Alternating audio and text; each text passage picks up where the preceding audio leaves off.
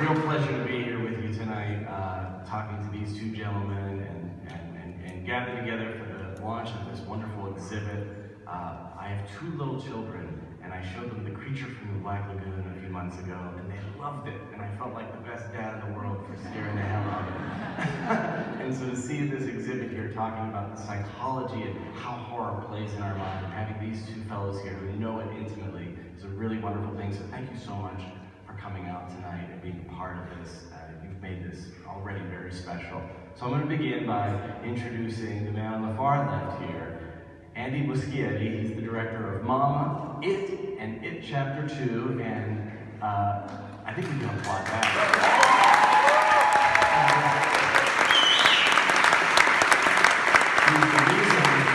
He's the reason it's so festive with all these lovely balloons.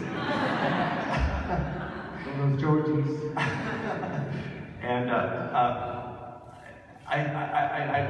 know Andy from writing about It and It Chapter 2 and visiting the set of the second movie and being there in the editing room, seeing it come together, and I know how much he cares about not just scaring the audience, but making the audience feel, making them feel vulnerable, and that makes them a little easier to scare too, doesn't it?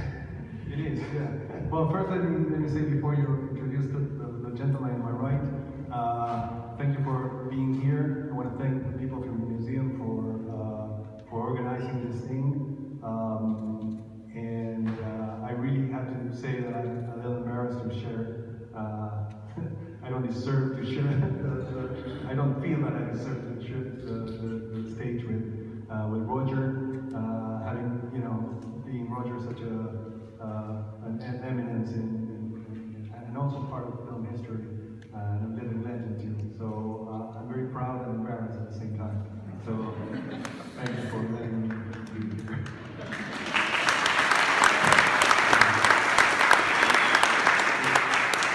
This is a film lover. It's very humbling to be in the presence of Roger Corman. If you just think about one element of his life, Francis Ford Coppola was his assistant. That's what a giant we have sitting here beside us is. And we could list all of his film accomplishments, hundreds of films, directing, writing, producing. A friend of mine wrote this book a few years ago, Chris Nashawati, Crab Monsters, Teenage Cavemen, and Candy Strike Nurses. Roger Corman, king of the B-movie, or as I know you like to be called, the Pope of pop cinema.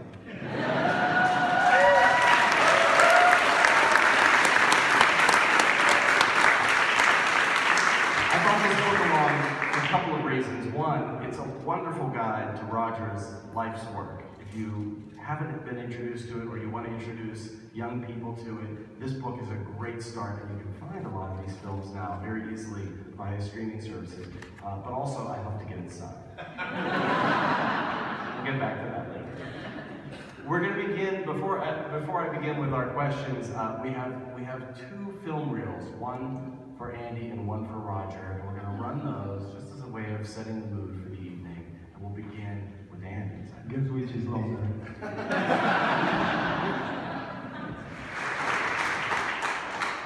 He's been very quiet so far, so I'm going to begin by asking Roger a question.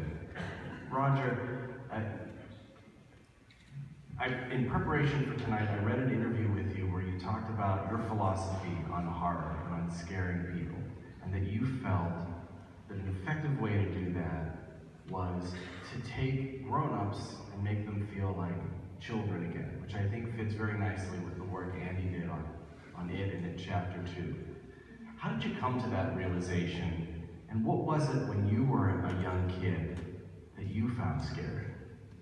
Well, I thought, I don't think it's necessarily original with me, but the concept is that a young child is afraid of thunder, afraid of lightning, afraid of the monster under the bed, and his parents tell him or her that there's nothing to worry about, but he knows there's plenty to worry about. But this is then buried in the unconscious mind as the child grows older.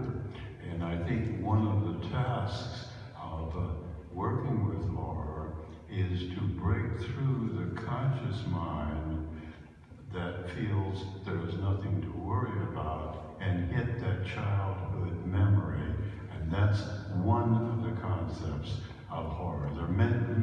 ways.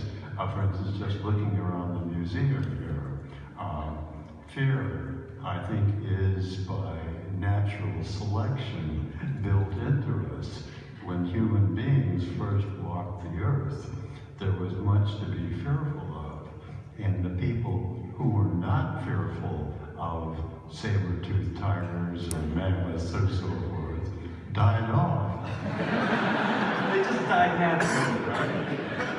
And therefore, people who had fear persisted, and here we are today with all of us having fears of things that are real around us, possibly the atomic bomb, which of course was a big thing, still is, but inspired a number of films in the 50s and 60s, or imaginary fear. And it's touching that fear, which is what we're all trying to do. What was it that, as a young person, scared you? I know you read The Fall of the House of Usher as a young kid and had to do a report on that. And that, of course, led to your series of Edgar Allan Poe films, I think decades later. Was that the first time you remember reading something that both scared you and excited you?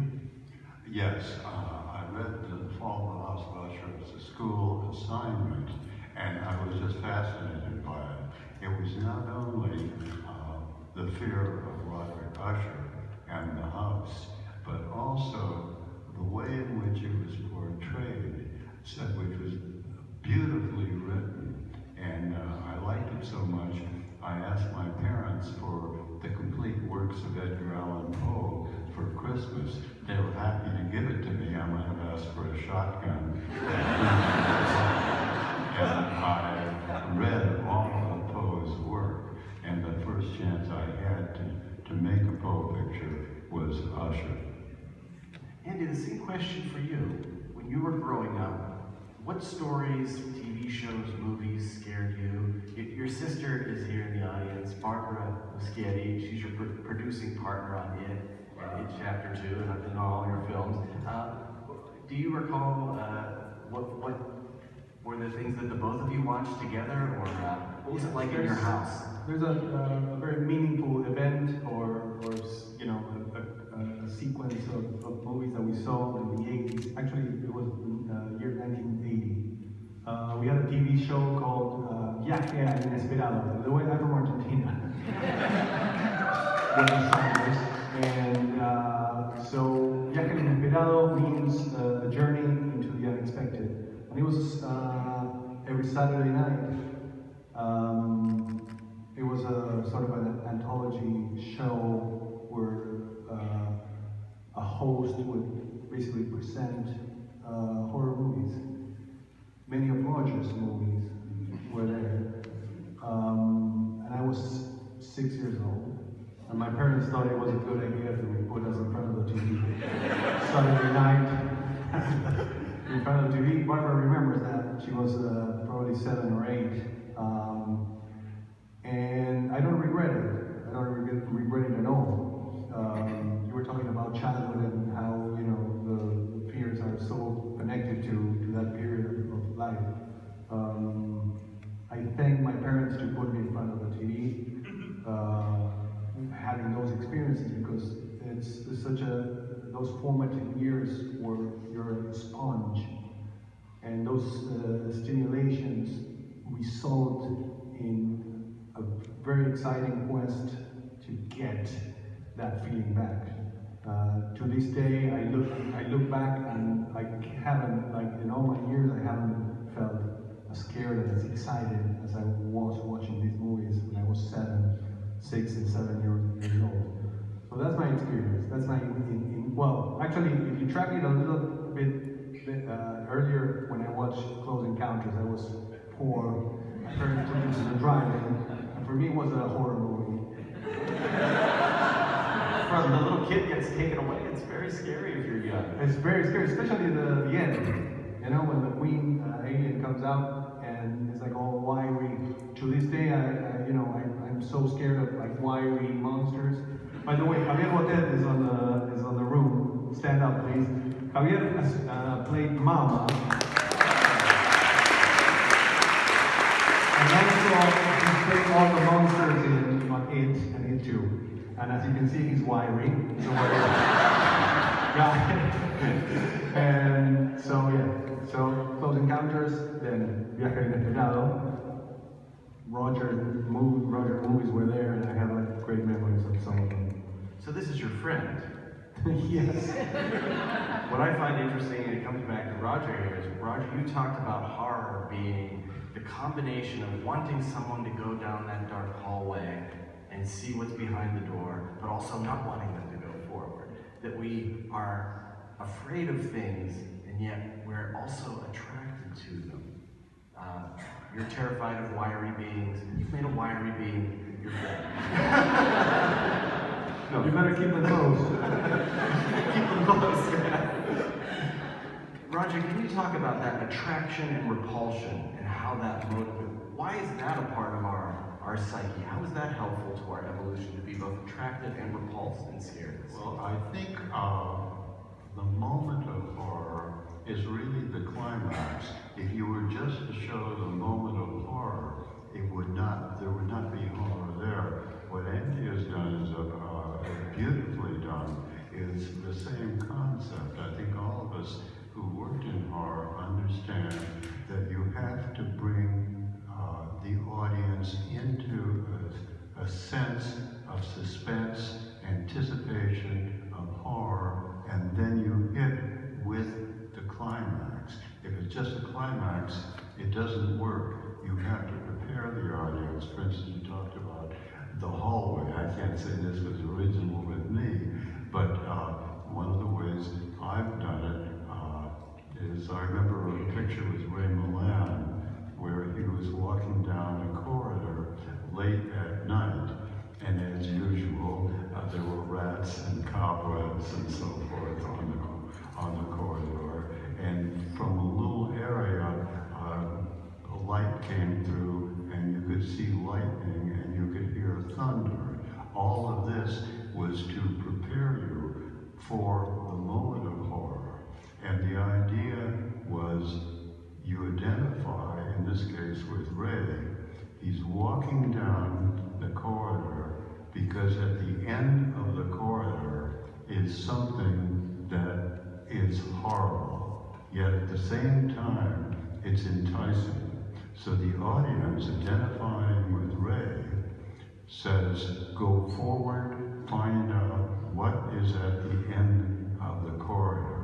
At the same time, they're saying, get the hell out of here. You go in the opposite direction. So you build that dichotomy to the point where you expose it at the end. And I remember in this particular sequence, there was something about a rocking chair in his youth that was horrible. And I set up on the other side of the door a rocking chair.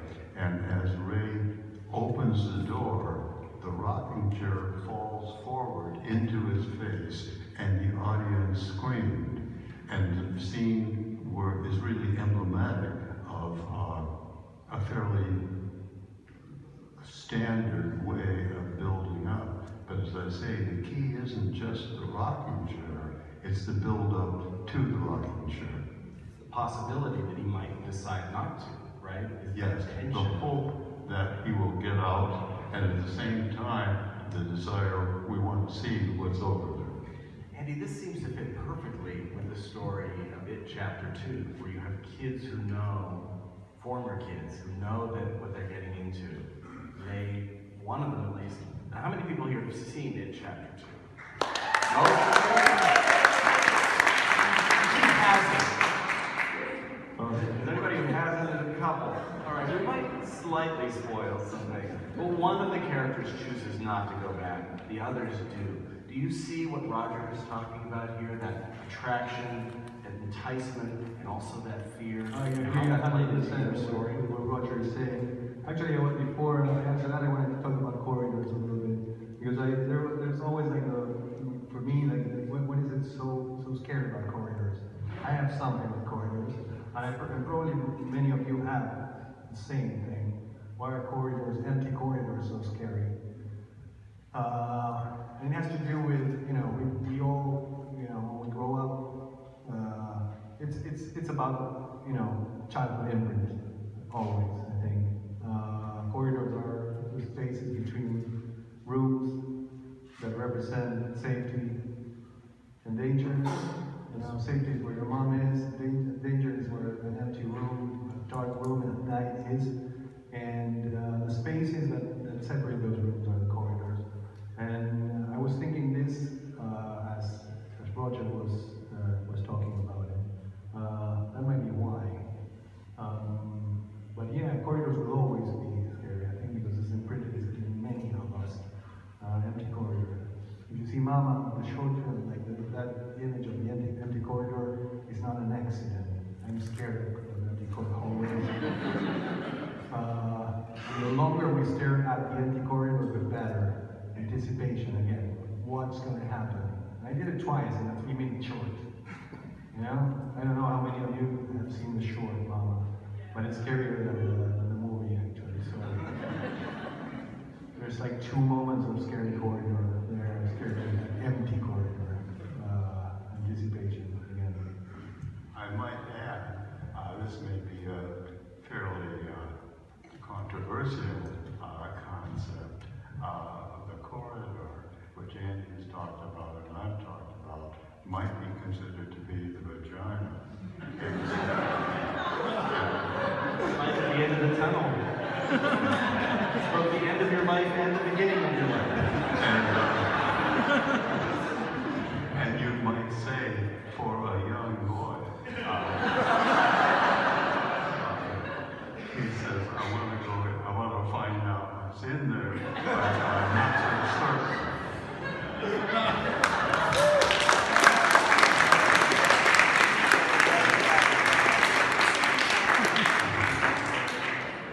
For all of you who saw in chapter 2, you might have noticed that there's a giant vagina in the ceiling, which I could not call it like that during the whole prep.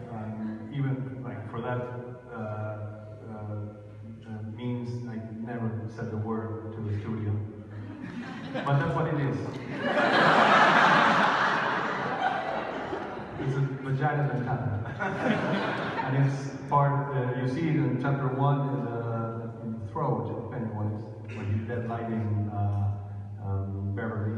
And you see it in a huge scale at the end of chapter 2. I never said the word. Then you cast Audra. Audra is just Wexler, the actress who starred in a movie called Teeth, Correcto. which is exactly about that very subject. Yeah. Ancient, myth, ancient fear. Ancient fear. I'm not sure where it does come from, but that's probably fear of women, fear of, I don't know where it comes from. Fear of a lot of things. Fear of unspeakable Fear of being born, fear of sex, fear of vagina and tatas. I mean, we laugh about it, but speaking about evolution and the things that are useful in the human psyche, obviously sexuality and reproduction is what keeps the species going forward, but there is also tremendous fear about that. There have been countless coming-of-age stories about kids who want to have their first time, and yet they're terrified of it. Fear and sexuality seem to be very closely knit together. Can you both talk about how that fits into your work? Well, I would say it's both the sexual concept and the horror concept. It's also a similar thing in humor. In each case, you are building up a moment of suspense, and then if you build it up to the right point, it hits at the climax. In horror, you scream. In a joke, you laugh. In sex, you have a climax. Andy, how about you in your own work? How do you feel that the combination of sexuality and I think it's about fear of change in general. I don't know, it's also about change and like magnified change. Sex is, going like a leap into another stage of life. It's like you become reproductive, you become like suddenly you have to be ready to become, a different person, someone that can actually provide and protect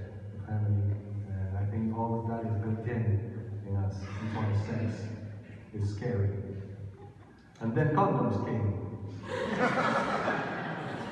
But I still don't think. Sorry, how did this happen? Now we're talking about. We're blaming on Roger. He's talked about it the whole way, but we'll get back there. Your fears change as you get older. I interviewed Stephen King about his book Dr. Sleep when it came out the first time. I think that was in 2012, and he said, he was very nervous about releasing a sequel to The Shining because so many people come up and say, The Shining scared me so much, I read it when I was a kid. And I said, well, why does that bother you? And he goes, kids are easy to scare. Adults are harder to scare. Do you believe that's true, Roger? Are adults harder to scare than young people? Yes, I think because the adults have survived various fears. I remember the only time I had real fear was in the Second World War. I was in the Navy training group, and we knew exactly what we were being trained for. We were being trained for the invasion of Japan, and Bupers, the Bureau of Personnel, had estimated something like on both sides 10 million casualties. That doesn't mean deaths, it means deaths and wounded. We knew what we were there and what awaited us. We knew that of everybody in our class, a number of them would be dead, fairly certainly. So I have a somewhat different opinion of the atomic bomb that somebody else might have, because essentially I could consider that saved my life. In surviving experiences, it's like that the saying from Nietzsche, that which doesn't kill you makes you stronger. The older you get, the more you realize there isn't something under the bed. I don't have to be as afraid. I know, Andy, when we were talking about on the set of It Chapter 2, what is it that Pennywise does to scare the kids? Is it like fear of your mortgage? Does he become an unpaid medical bill? But what do you think about the evolution that people go through as they get older? What changes in them? What scares them? Are they hard to scare? And is that a good thing? By the way, that's hard to follow this one. But we have to talk more about that. I want you to, like in private, I'd like to ask you about that experience because it's pretty shocking. Or we can do it on stage. So, yeah, I think it's like Stephen King said something that pretty much summarizes that. Like he says something like, I might fuck it up, but it's like being a child is learning how to live, and being an adult is learning how to die. So, I think the fear is that you can, I sort of, in the movie there's like a whole palette of fears that apply to adult characters. I think mostly it's about like dying alone, things that you don't think so much when you're growing up. Your fears as a child are pretty innocent and simple in a way. And they're not too different actually. If you think that fear of being alone is a thing that you can carry for the rest of your life. It's what happens to Ben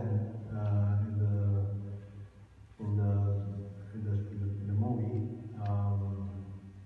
He has that childhood trauma, and I think most of us have something. We've all been children, and we all struggle with something.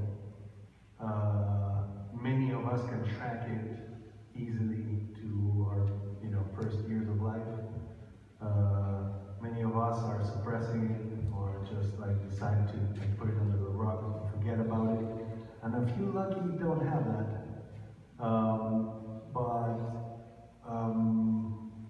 I don't know if I'm answering your question, but in one hand I think we have new fears. They're quite simple actually. Like fear of an adult is basically dying and Letting people down that's something that's all through in chapter 2. You don't want to let your friends down. You don't want to let your family down. yes. being, you know, if you talk about each individual character, you can find, like each people will find like a connection or an element that they can relate to. Guilt, the fear of being exposed, you know. And to this day, I mean, we live in a pretty like liberal environment right now, but like people still think that Richie being closeted and not being able to live his life fully is a little far-fetched. And I say no, there's a lot of people that are still like in that situation where like you know, they're afraid of being having their identity exposed to the world because there's something that actually pulls them back. But all in all, I think we all have something that started back there, back when we were children. In my case, it's like all the fears I have, they come from, I sort of know where it comes from. I had an accident. I was 1 year old. And my mom, we were in an elevator, and I put my foot on the door. And this were an age where in Argentina, the door of the elevator were like see-through. So if you put anything there, you lose it, basically. I still had my foot, but so I put my little foot inside the hole, and it got like, you know, sort of crushed, and then they put it back. But my mom suffered terribly of that. And then from then on, she became like overprotective, I think. So I think I have a lot of fears, or I grew up having a lot of fear about things because my mom was telling me, be careful with that, be careful with this, be careful with that. And you know, that's the way I grew up. I can't change it. Probably part of me being a filmmaker that does horror movie comes from that, from the ripple effect of that experience, or my mom influence over me. And I completely sidetracked. But you talked about guilt, Yeah. being part of it. Mm-hmm. And I think that is something that scares people as they get older. Regret, because you can't change it. There's no confrontation to be had anymore. It's immutable. Roger, so many of your films were, you really recognized that there was an underserved audience of young people out there, and teenagers, 20-somethings, who in the era of the studio system were watching films, love stories about 50-year-olds and not feeling connected because those were the famous celebrities. They had worked for years and achieved a level of fame. You recognized that somebody needed to speak to them. You hired young filmmakers, you hired young actors. You just described a harrowing real-life experience to us, being in war, and the potential that you might have to kill or be killed, and being spared by that by, I think, undeniable catastrophe, whether it was good or bad. People have perspectives, but it was a huge loss of life.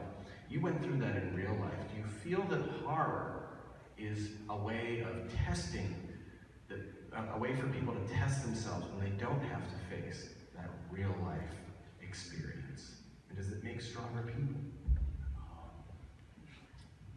I think that argument can be made. There are other people who would disagree with that, but I think there is something to that. You go through this threatening experience, and you come out and you're alive.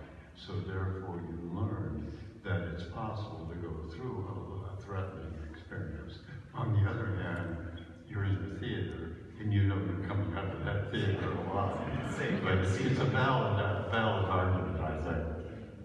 What do you think about that, Andy? You seem transfixed by Roger's story, because and I am too. I think all of us were, because it's scarier than anything we could imagine. Well, it's a generation. I think it's a terrible thing that probably no one here had to experience. You know, like probably the worst thing that I had to experience was the fear. When we talk about fear, it's like I never had to experience the fear of death in such proximity. You know, I've been beaten up. I've been like ambushed by a outnumbered by a group of guys and beat me up, but I was never so close to that, and in such a way that is like relentless, because there's nothing you can do about it. You're in the military. You're going to be sent to your death or to kill someone inevitably, and that's pretty shocking. Yeah. Do you think part of the appeal of horror is not that the reason people like it so much is not because they like to feel afraid, but because they like to feel brave? I think that's true. They're brave enough to get through the experience, but they experience the feeling of fear and terror and come out of it. And do you think that's a part of its appeal? Is that it's not just about a scary clown. There are a lot of scary clown movies out there. You can take your pick. But this is one that Stephen King wrote that has heart because it has characters who are brave. You care about them. You want to feel that if you were tested, not confronting a supernatural, shape-shifting killer clown, but tested in any way that you would stand up for the people you love, that you would stand up for yourself, you would stand up for what was right. Is that what makes it such a bigger phenomenon, say, than just your average scary monster movie? I think it gives people more than just a horror movie. And I'm not like diminishing horror movies made just for entertainment. The fact that conquering fear, that's what I think that's what where you guys were going to. The action of conquering fear is something that we can't always do in real life. That's why it's so exciting to do it, and it happens in a movie theater. And it's a weird process because you're cooperating artificially. You know, it's an artificial fear because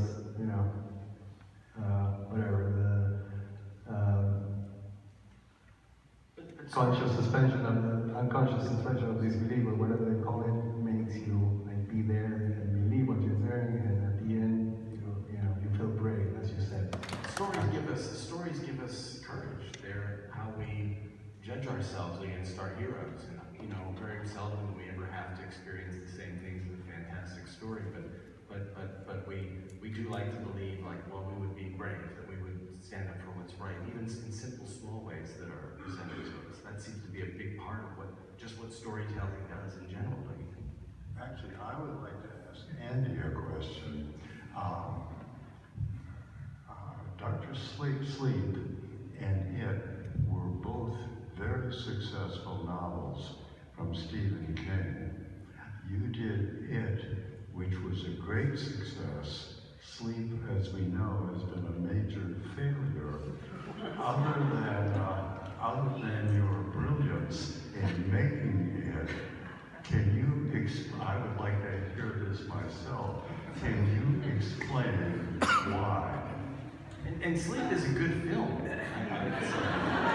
I don't know that it was a failure, but it did fail at the box office. It failed at the box office. Well reviewed. I can't talk about it because I haven't seen it, unfortunately. But I can speak about it, and I can say that there was the intention was very much about caring about the characters. These guys are children. We've all been children, so there's a sort of like an immediate connection for people who are like a certain age, but for people in general, because you can connect to stories of kids because we've all been kids. So tapping into the previous question about what is it different on this one, I think the difference is that we are providing the audience with the characters that they can care for. Not all horror is like that. Well, of course, we know that there are like I don't know how you call it, subgenres of horror, that slasher movies are not made for you to care about characters. Actually, they're made for you to fucking don't give a shit about the characters. Root for their demise. So when they're killed, it's like it's part of the entertainment. You see them killed and get a kick from that. I don't like slashers in particular. I never liked them. I'm more drawn into movies that make you feel things about the characters, make you relate emotionally to the characters, and eventually feel the thrill of seeing your characters in danger. And for me, that's what a film experience is about. So I think that I grew up with those movies. I grew up liking those movies. That's why when I make a movie, I make sure or I try to make that happen. That emotional connection happen with the audience. Well, speaking of emotional connection with the audience, let's open it up to the audience and take a few questions from them. I think we have a microphone that's going around, if I'm not mistaken. Do we? And so I can't really see out there. I'll leave it up to the people with the microphones to choose some people that they think look trustworthy and intelligent. Okay, go ahead. What was your favorite movie to direct? Both of you. Which is your favorite movie that you directed? It would probably be a choice between two pictures. One is not a horror film, well, to a certain extent. It was a picture called The Intruder about racial integration in the South. The other would probably be one of my Edgar Allan Poe pictures, possibly Mask of the Red Death.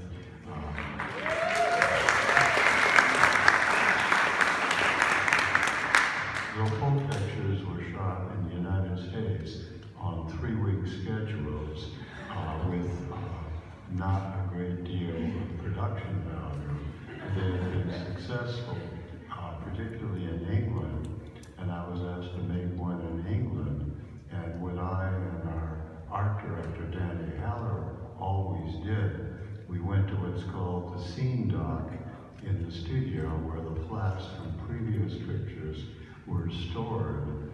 And it was either A Man for All Seasons or one other I forgot, which had marvelous flats there. And we were able to get a bigger look, and we had a little bit longer time to shoot the film. Wasn't it Beckett? I think I read you. Yes, it was either Beckett or Man for All Seasons.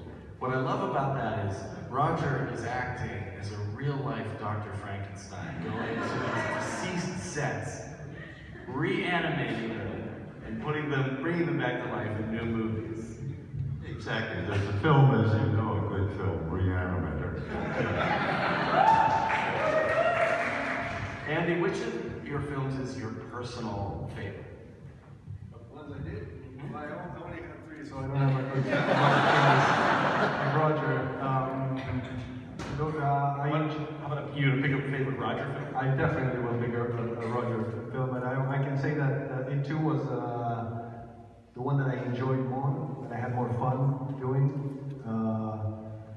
Not because it was more fun, the content was more fun, but I think in my experience, I got almost like 10 years of making movies with all the the dips and like not shooting and shooting.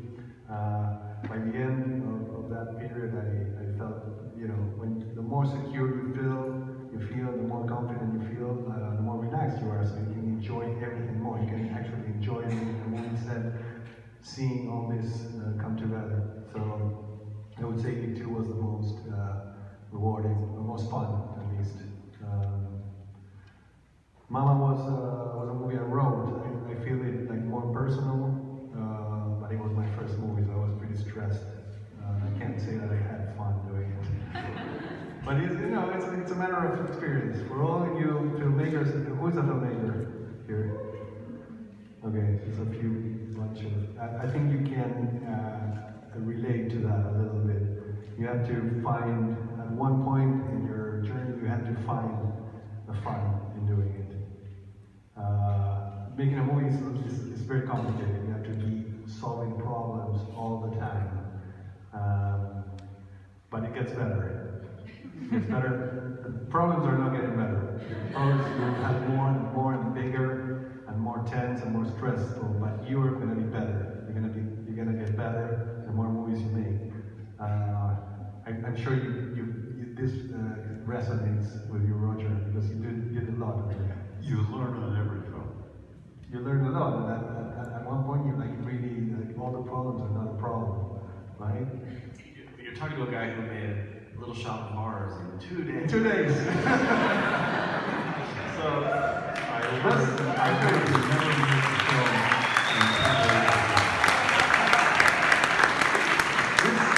He said you learned never to make a movie in 2 days again. That was the lesson. This whole event should be about, like, how did you make Little Shop of Horrors in 2 days? Tell us. I was working at an independent studio in Hollywood, and I was having a conversation with the manager of the studio, and he mentioned that they had a very good set that had been built for another picture, and nothing was going to come in for a little while, and that set was available. And I said, well, if nobody's using it, I could use this set. So we quickly wrote, Chuck Griffith, the writer, and I quickly put together Little Shop of Horrors, which is really a test for me of a theory that I'd had. I mentioned the sequence where Ray Moran walked down the corridor and everybody screamed. After they screamed, there was a little laughter, and I thought, what did I do wrong? And I thought, I didn't do anything wrong. It was a laughter of sort of appreciation that they'd been taken in a little bit. So I was sort of playing around with the idea of making a film that was pure humor and horror combined. And I had, at the time, about $30,000 in, as it were, spare money. And I thought, I'll spend $30,000 on this. And the reason we were really able to shoot in 2 days, actually 2 days, and there was a night of shooting, half a night afterwards, was the Screen Actors Guild rules that if you hired an actor on a daily rate per day, it was higher than on a weekly rate. So for the 2-day picture, I hired all of the actors on a weekly rate, and we rehearsed Monday, Tuesday, and Wednesday, and had everything set. And then we came in and shot Thursday and Friday.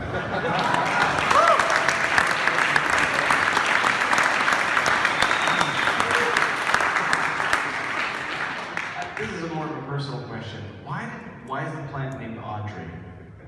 Why is the plant named Audrey? I have no idea. I asked you. I do remember. The plant actually name was Audrey Jr. because the little boy, we used to refer to him as the little guy, because we found a little guy who wanted sex and couldn't have it, always got laughs.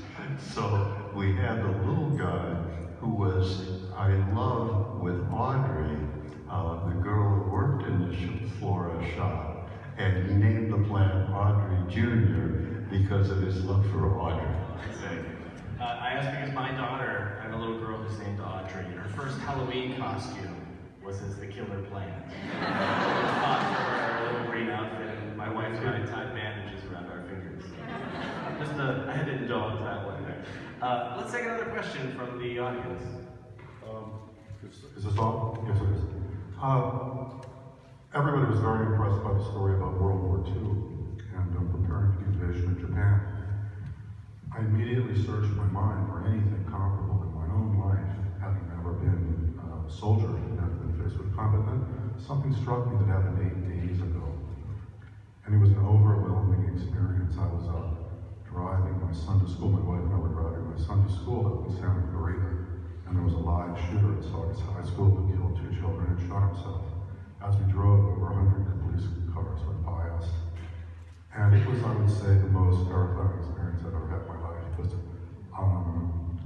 the school was on lockdown, and then we drove in, our school was on soft lockdown, we dropped our son off, and we had to deal with just the great gift that there was this killer at this other high school who had escaped and was wandering around the neighborhood. extreme. And yet at the same time, it's very easy to forget that we're living in a society where the word terror is constantly used. And that, I don't know how it is globally, I don't know how it is in Argentina, perhaps there's kind of like a prevalent atmosphere of terror there too, but here in the United States, Oh, got bad. well, that's very good. Yeah. That would have saved a few lives last week if we were all Argentinians. At any rate, because my son's in the 8th grade, he knows a lot of kids who play the video games like Fortnite. Fortnite being a role-playing game where every night you go home and shoot your friends all night long. And they also, you know, like at Columbine, evidently the kids were very influenced by the scenes of the Matrix, and which glamorize violence. I don't think that your films glamorize violence. I think they're socially responsible. I don't think that they inspire acts of violence. I've seen many of your films, Mr. Corman, and I loved them. I saw them as a child. And if anything, they were some of the most fun films I've ever seen. And watching Vincent Price was always just a high. I mean, God is amazing. And it never really scared me so much as sort of thrilled me. I'm wondering what you guys think about the social responsibility of horror films. Thank you. That's a good question. The social responsibility of horror films. At what point are you telling a story that scares, but what goes too far? Well, I think the moment you glorify violence, that's the limit for me, you know? It's not easy to define, because there's so many like action movies out there where, you know, our heroes just, you know, overcome the problem of just fucking shooting everyone. But I think we have to be careful of that, because I don't think anyone here in this room, you know, actually gets excited about that and actually can, like, you know, take it to real life and say, oh, this is how you solve the problem, fucking shooting everyone. And there's a lot of people in this country that do. In the world, but probably in these countries that you have access to guns, just like that. That's all I can say. That question has been asked a number of times and debated, and you can answer it on either side, as say a lawyer can be on one side one day and on the other side the next day. And I think there are arguments on each side. There is a possibility that horror is a socially irresponsible thing. Another thing is that horror, as all art forms, and horror is an art form, reflects the society in which we live. And talking about school shootings and so forth, whereas at one time it was the Second World War, another time it was the fear of atomic warfare. Now we have, for reasons I think we're all aware, we have a number of school shootings, and horror teaches us, if you want to take that side of the argument, a little bit about how to handle this, and also is a comment on the society in which we live. Something like Death Race. It's a wonderful film. I've read the reviews of it that say it glorifies violence, and I always felt like it did the opposite. In a way, it has its cake and eats it too. You get the violence and the destruction and the chaos. But isn't there a sequence in that where the cars get points for the number of people that they kill, and there's a point where some nurses push people in wheelchairs out to be struck, and the cars hang at a sharp turn and they hit the nurses instead. Which I always thought was really, like, kind of like, it's a bad thing to cheer for that, but also, but the bad people have gotten their comeuppance. And I think sometimes horror can join with satire to mock the cruelty that humans show toward each other and the indifference. That's exactly what that scene was for. It was a satire on people who are committing essentially crimes against humanity, and they get their comeuppance rather than the people they're not doing good things to. You know, a taste of their own medicine. But it's that phrase 2000, I think it's like so relevant. They say not so much about the violence of the cars, but if you see like I don't know if you guys saw it recently, but the president of the United States, well, United Corporations, it's called. It's so much. I think it resonates very much with the president that we have now. But of course, in 1971 or when 2050. 2050. But When the movie was actually made was, I think, what was the year the movie was made? I think it was 71, yeah. 71? Death Race 2000. Oh, it was in the early 70s. Yeah. Early 70s. Oh, that's right. That was the first one. Yeah. Exactly, the first one. I'm talking about the first one, the great one. What are the I mean, like, it's sort of visionary in a way. I don't know how was the 70s here, what were the references to make this dystopian world, because it's a parody, it's a farce, Satire. It's a satire. It's a political satire too, because the system where America is sitting on in the year 2000 is weirdly strange and strangely similar to our world, to our reality right now. This is something that's all throughout Stephen King's work. I think he writes a lot about people who are cruel to each other, and that cruelty in human nature now seems very relevant. You know, even he has called our dear president Pennywise, and people have compared him to Greg Stilson, this populist presidential candidate in the dead zone who knows how to rile people up and bring out their darkest instincts and their darkest fears and angers. And I think whenever horror tries to open that door at the end of the corridor in the mind and show the things that we're ashamed of, the things where we don't have empathy, we don't have humanity, those are some of the things that we like to laugh at them, but then they're also some of the scariest things that we can see in a story, right? Well, in the original Death Race, it was from a short story by Ed Melchior, which was way in the future, in which the drivers try to hit each other as well as win, and they could win by knocking another driver off the course. And we developed a first draft screenplay on that, and I thought that wasn't enough. We needed something more, and I started thinking about the relationship of people to violence, and I started thinking about going back to the gladiatorial games in ancient Rome, and then such things as today as, frankly, professional football, boxing, and so forth.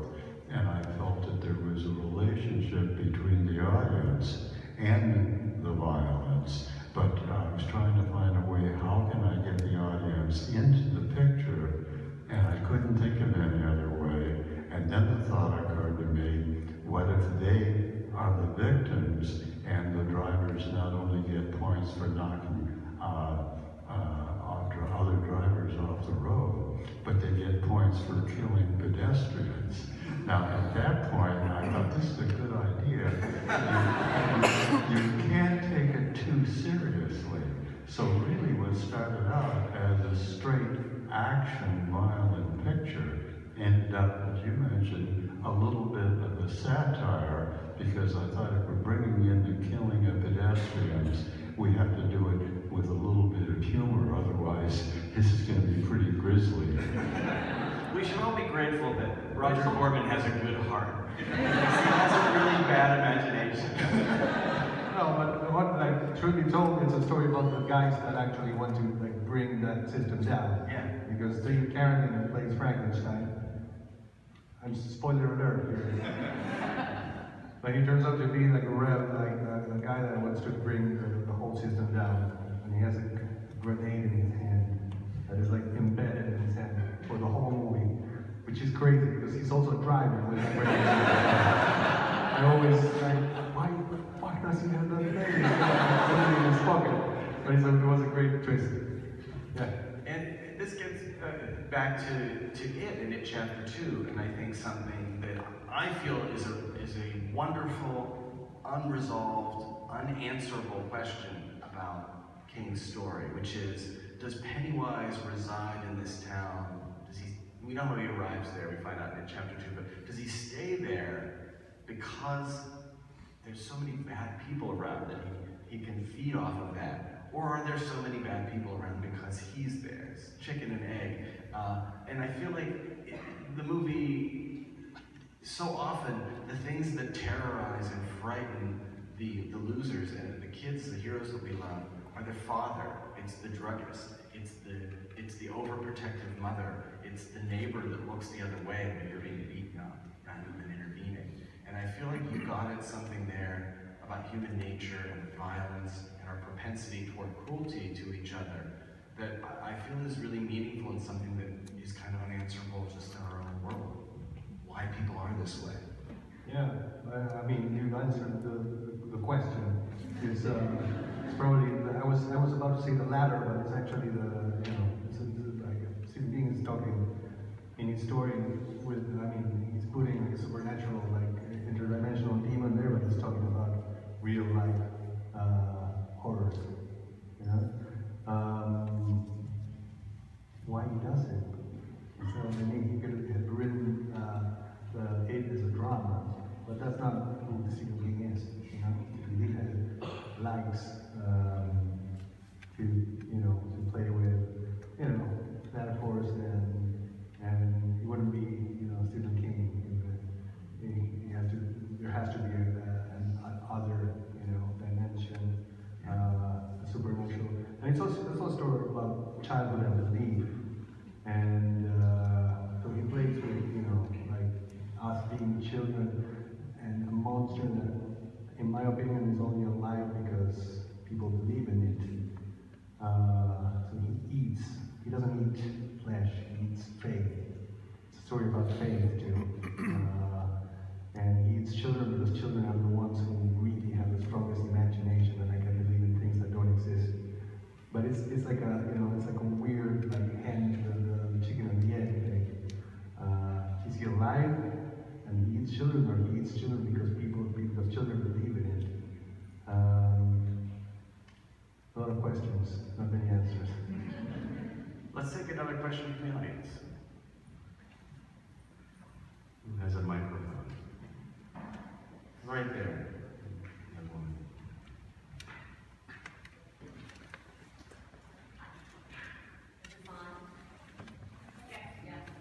How far into reading or writing a script do you fall in love with the story? She said, how long into the reading or writing of the script do you know this is something you want to make, this is good, this is something I'm in love with? Generally, for me, I won't start unless I think it's something I want to make. On the other hand, as it develops, I may say, wait a minute, I think I don't want to make this. And I'll drop that script. But the ones I think I want to make, I'll go forward. And how about you? I feel the same. The first thing you said, that like, if I don't like it, I don't start it. I agree with that. And normally, like in my short experience writing, I get more and more excited because, things fall into place, your unconscious mind also helps you, and suddenly like a lot of things make sense as you're writing, writing is rewriting. And the story gets better and better and better, but at least you feel that things are going better because everything starts to make sense in your mind. Objectively, I don't know if that's the case, but at the end of the run, you have a movie where you feel like you have a movie and people around you agree. But you can never trust the people around you, so your agent. No, but I find it like what you said was great. Like, there's a moment where you start writing, like lose confidence. Because also you get bored. A few filmmakers that are here can relate to that. And you probably asked that because you're a writer, right? How is it for you? Up and down. Right.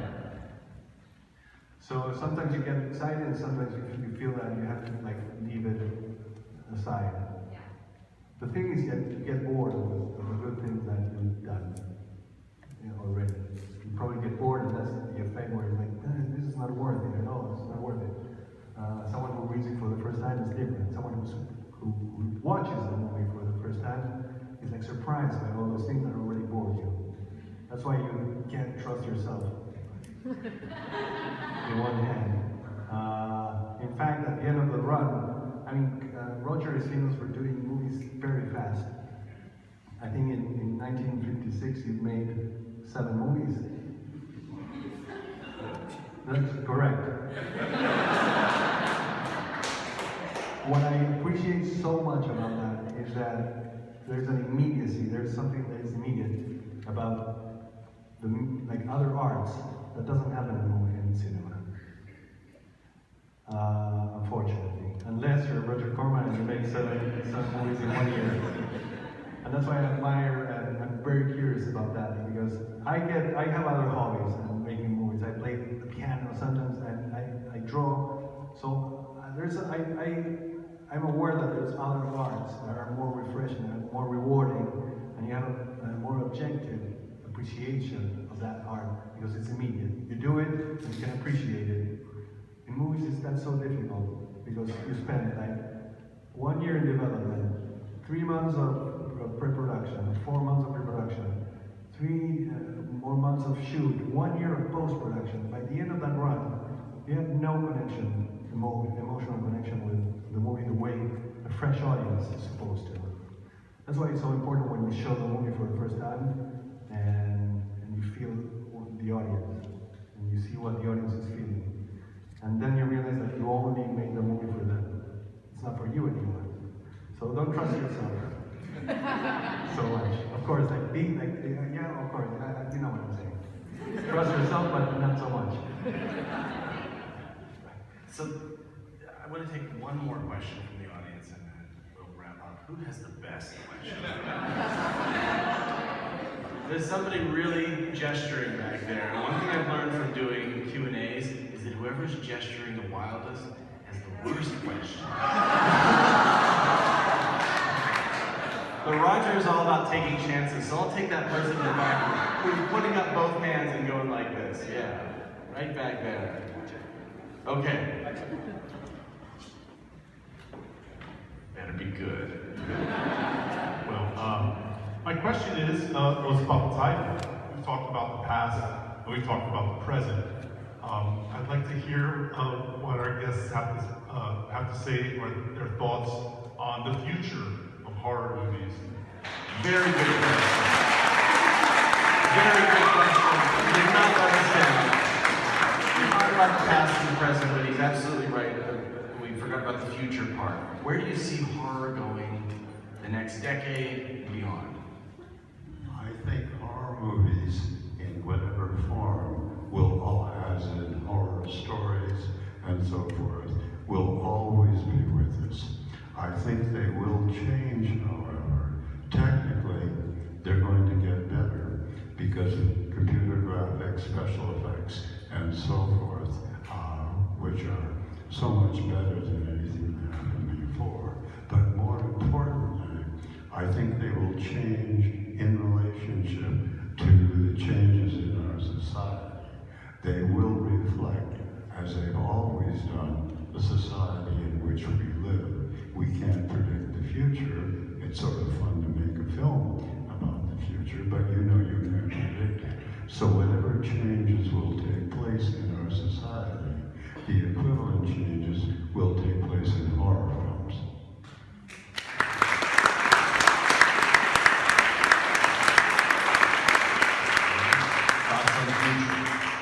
I agree with Mr. Corman.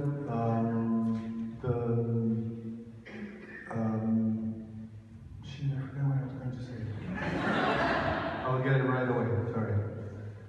We were talking a while ago, Roger mentioned, natural selection. I think we're still of that batch that survived because we were scared of everything. So we still will want to make movies and be entertained by scary movies because it's like conquering those fears in a safe environment.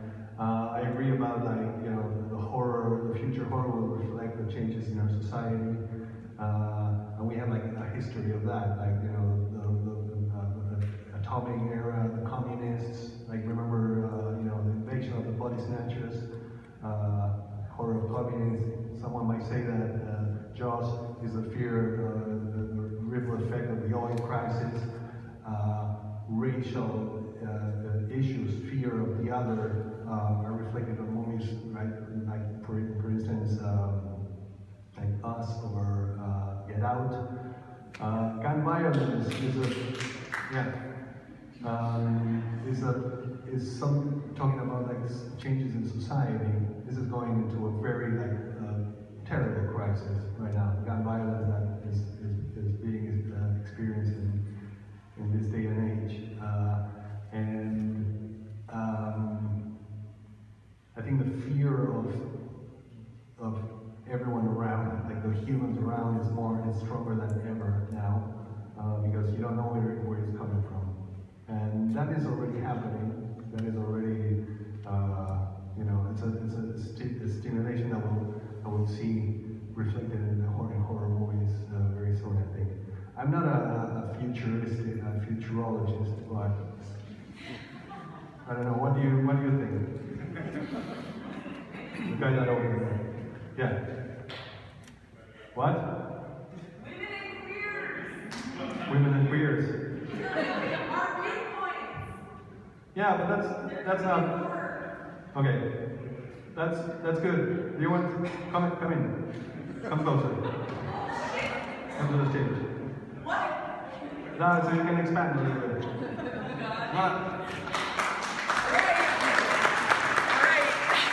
Look, she's got a I think it's a surprise. I got Vincent with me. Come here, Come on in. Come on up. I've risen to the horror grave. So you said Oh my God. you said women and queers. Well, it's getting crazy. Are you a filmmaker, a storyteller? I'm a storyteller, a performer, hey, holy shit. What do you think is the future of art? You? I would love that. I discussed with my friends, we're a group of gender non-conforming as well. Thank you, as well as women, and met amazing women tonight. Sandy, is Sandy still here? Sandy, how old are you, Sandy? 82. 82 years old. This woman is here tonight. Horror fan with her friend Roxy. These women, they're what we're gonna see more of in horror, like Us, as you mentioned, Get Out, Babadook, women's stories, people who haven't had voices. We're coming to the forefront of horror because horror is I think it's a genre that's not respected often, and that's how we sneak in, with our opinions, because we slip in. You think, oh, we're just gonna go to a fun night of the cinema, see, zombies, Night of the Living Dead. Oh, guess what? That's also about racism. Yeah. So stuff like that, and Get Out. And it was so huge to us. Spoiler alert, there's a closeted gay character, and it was a really big deal. It's still a big deal, as you said. It's still a big deal. We're still closeted. Trans lives are being lost. Trans Day of Remembrance was recently, so I feel like the future of horror are all these folks that have been buried. We're gonna rise and be in the next generation of horror. So the last thing I'll ask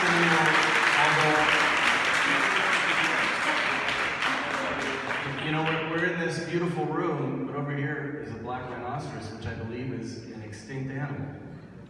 And I think there are other ones in this room too.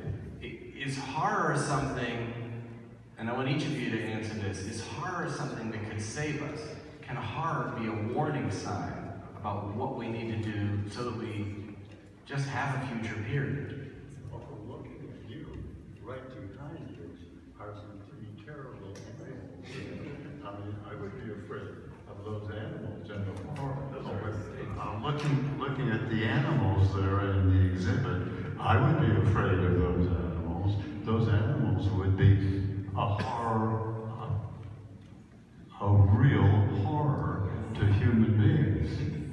But now they're extinct. Now they're extinct, So and we're they should have been more afraid of us. yes. Now there could be a future time when people are, when future race would be afraid of human beings, what horrible people they were. Andy, can horror save us? Can horror make the world a better place? Well, I think there's many answers to that. I think in the entertainment side of it, I think a lot of like tensions can be overcome by just like going there and like overcoming fear and like in the darkness theater on one hand. And then, like Maria said, there's like horror movies that are very popular when they're good. They can be excellent Trojan horses for messages that you want to like spread to make the world a better place. As cheesy as that sounds, but as a filmmaker, you have to think of that because as a sensitive artist, a sensitive human being, there's always stuff that bothers you about the reality that we're living. And when you have a platform like this, it's almost inevitable to want to like slip a message that not always is